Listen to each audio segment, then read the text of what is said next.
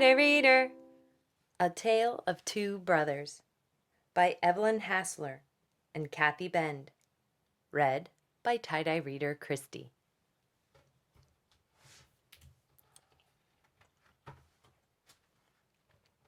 A Tale of Two Brothers. Once upon a time, long, long ago, there lived two brothers. Their names were Morris and Boris.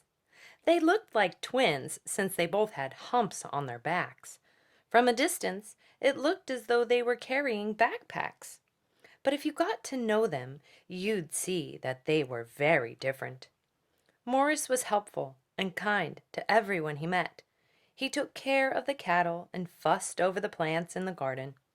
But Boris never had a kind word for anyone.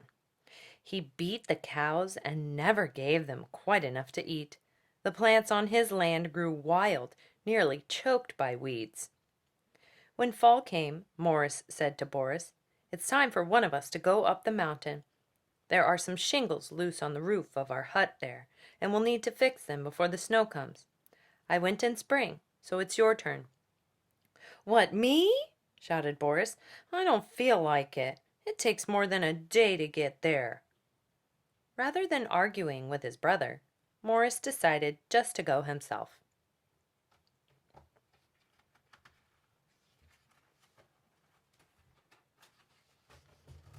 He set out on the long journey.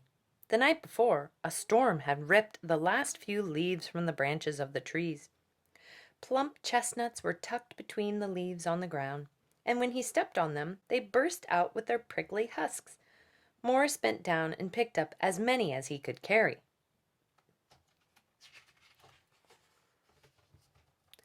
When Morris grew tired of climbing, he stopped for a snack. He sat on a tree stump and watched the ants running around. "Don't worry, I won't hurt you," said Morris, taking some bread and cheese out of his bag.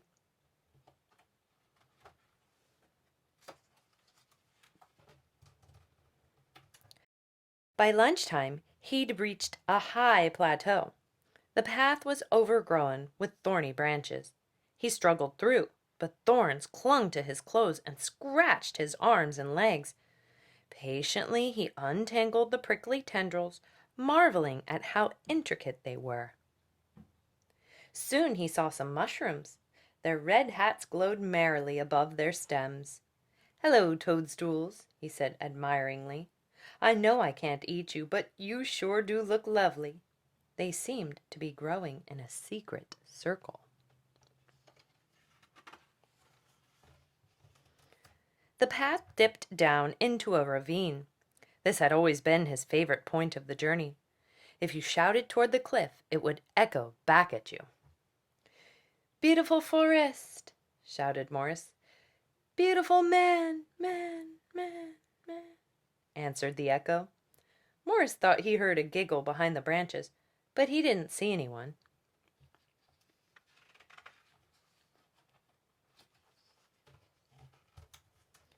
A big toad was hiding in the shadows of the trees. Its moist skin was dirt-colored and covered with warts. Morris bent down for a closer look and noticed what beautiful eyes the toad had, golden irises encircled dark pupils.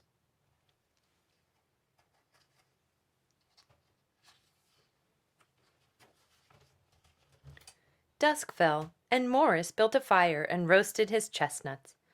They crackled in the heat, and their roasted shells popped open. Their chalky middles were sweet and delicious. Morris stoked the fire and stretched out on the ground to rest. There were many sounds all around him, and spellbound, he listened to them in the darkness. Where was that rattling sound coming from? Maybe a mouse, he thought.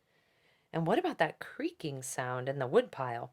Must be a fox looking for his dinner, thought Morris. And what about that snorting? That had to be a badger. "I am safe here," said Morris quietly. "I can just close my eyes and go to sleep." Morris had barely fallen asleep when strange figures crept out from behind the trees to have a look at him.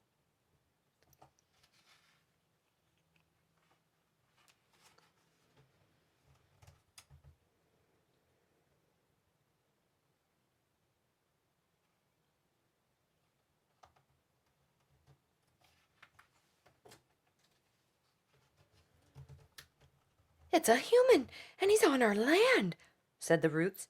"What should we do with him? Does anyone know him?" "We know him," said the mushroom creatures. "We know him very well," said the plant elves. "We know him," said the tree spirits. They whispered and discussed. "Let's give him something that he will never forget," said the forest witch at last. When Morris woke, it was dawn. He rubbed his eyes. What a noisy night that was, he thought as he stretched. Whistling happily, he went on his way up the mountain. Soon he heard a stream. "Water, just what I need." He washed himself and saw his reflection in the water. He looked very cheerful. Must be from the blue sky, he thought.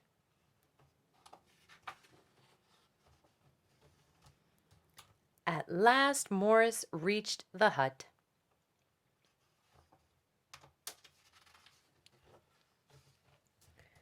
Quickly he got to work fixing the roof. On his way home, Morris walked with big swinging steps. He'd never felt so light and free.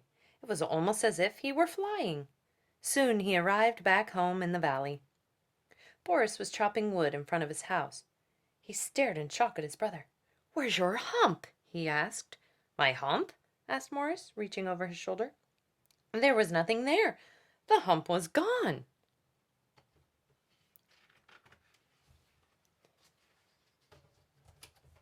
"What's good for my brother must also be good for me," thought Boris. So the next day Boris set out, mindful to go the same way that Morris had gone.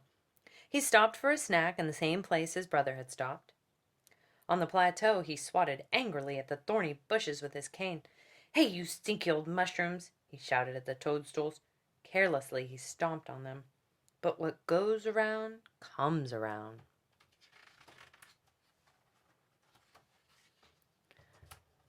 Boris was soon in the ravine. "What sorry old trees!" shouted Boris at the cliff. "What a sorry old man, shouted the echo back at him.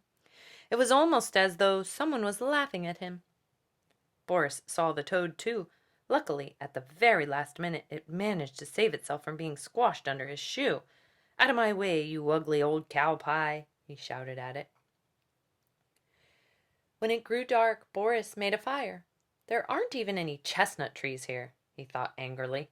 "Only pine trees and birch trees. How useless! They have no fruits to cook." As the fire died down, Boris lay down and listened to the night. Where was that rattling sound coming from? He wondered fearfully. And what about that creaking sound in the woodpile? And what about that snorting sound? Feeling frightened, he sat up and threw rocks into the bushes. Then it grew quiet. The quiet was even scarier. Finally, he fell asleep. Strange figures came out of the bushes. They circled him. "It's a human, and he's on our land," said the roots. "What should we do with him? Does anyone know him?" "We know him," said the mushroom creatures. "We know him very well," said the plant elves. "We know him," said the tree spirits. They whispered and discussed. "Let's give him something that he will never forget," said the forest witch at last.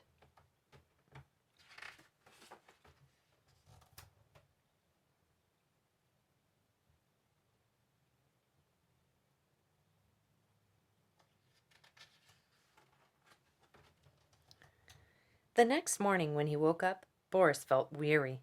He'd slept badly all night. Such strange noises he'd heard. The clouds hung low, as if the snow was on the way. In a bad mood, he continued on his way. By the stream, he ate the last of his provisions and carelessly dumped his scraps in the water. When he saw his reflection in the water, it scared him. He had to remind himself that it was only a reflection. Surely the waves were distorting the image. When he reached the hut, it started to snow. Boris took a short nap. After all, he didn't have to fix the roof. His brother had already done it for him, he thought, chuckling to himself at how clever he was to get out of that job. Besides, it was going to be a long trip home trudging through the snow. When he finally arrived back home, he saw his brother bringing the goats into the stall. "How do I look?" he asked Morris. Morris stared at his brother. He couldn't even speak. Boris's hump was bigger than ever.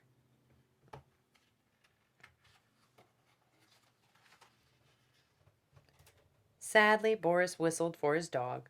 "Why, oh, why did this happen to me?" he asked the dog. Boris lifted his hand as if to pet the dog for the first time, but the dog ducked fearfully, bared its teeth, growled, and ran away. Suddenly, Boris realized something. Boris understood that the difference between his brother's trip and his trip lay within himself. "I'm going to take the trip again," he said. "Not now, not in the snow, but in the spring."